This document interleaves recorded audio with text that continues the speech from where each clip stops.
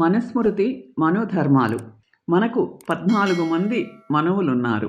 మనుస్మృతి రచించిన మనువును స్వయంభూ మనువు అంటారు.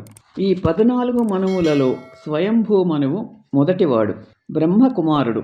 మన హిందూ ధర్మాలను ఈ మనుధర్మశాస్త్ర ప్రకారమే ఏర్పరిచారు.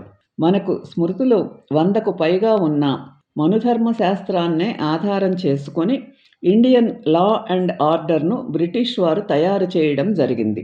ఇప్పుడు మనం పాటించే ఆచారాలన్నీ మనుధర్మశాస్త్రంలోనివే. ఈ మను మహర్షి వేదవ్యాస మహర్షికి చాలా సంవత్సరాలు ముందువాడు.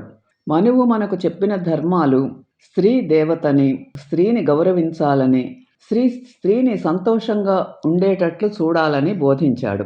ఎత్ర నార్యస్తు పూజ్యంతే రమంతే తత్ర దేవత అన్నాడు మనువు. కులవధువును నిర్లక్ష్యం చేస్తే కులనాశనం జరుగుతుందన్నాడు.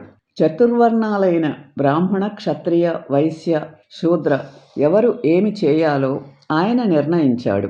హిందూ ధర్మ వ్యవస్థ మొత్తం ఈనాటికి మనుధర్మ శాస్త్రాధారంగానే ఉంది.